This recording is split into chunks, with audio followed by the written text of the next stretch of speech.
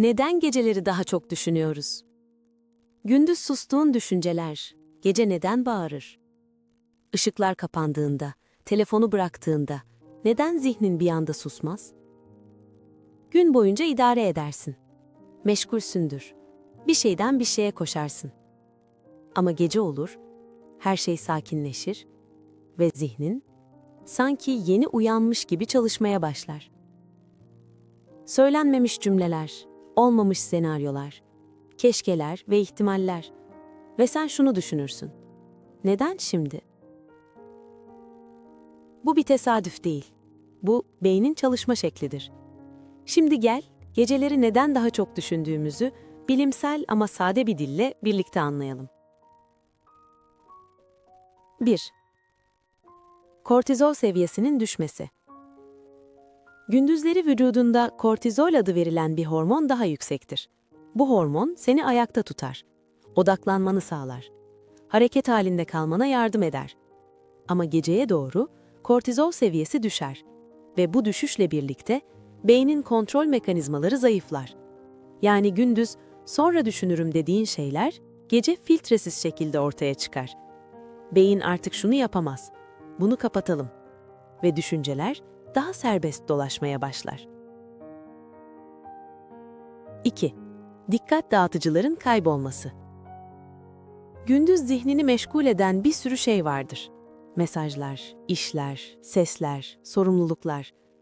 Bunların hepsi düşünceleri bastıran küçük dikkat dağıtıcılardır. Gece olduğundaysa telefon kapanır, oda sessizleşir, ışıklar söner ve zihin ilk kez gerçekten yalnız kalır. İşte tam bu anda bastırılan düşünceler sahneye çıkar. Çünkü gün içinde bastırılan her şey uygun zamanı bekler. Ve gece o zamandır. 3. Bastırılan duygular. Gündüz güçlü olman gerekir. Soğukkanlı kalman gerekir. Devam etmen gerekir. Bu yüzden birçok duyguyu farkında olmadan bastırırsın. Üzüntüyü, kırgınlığı, kaygıyı. Ama duygular kaybolmaz. Sadece ertelenir. Gece olduğunda zihin artık savunmada değildir ve bastırılan duygular düşünce kılığına girerek geri döner. Bu yüzden gece düşündüğün şeyler çoğu zaman çözüm odaklı değil, duygu yüklüdür. 4. Beynin sorun çözme modu. Beyin boşluk sevmez. Gündüz meşgulken gece boş kaldığında kendine bir iş bulur. Ve o iş genellikle şudur: geçmişi analiz etmek ya da geleceği kontrol etmeye çalışmak. Buna overthinking diyoruz. Ama beynin gözünden bakarsak, o sadece seni hazırlamaya çalışıyordur. Sorun şu ki, gece çözülen sorunlar genelde gerçekçi değildir. Çünkü yorgun bir zihin olayları daha karanlık görür. 5. Yorgun zihin negatife daha açıktır. Gece zihni gündüze göre daha hassastır. Yorgunluk arttıkça beynin negatif yanlılığı güçlenir. Yani olumsuz ihtimaller daha inandırıcı gelir.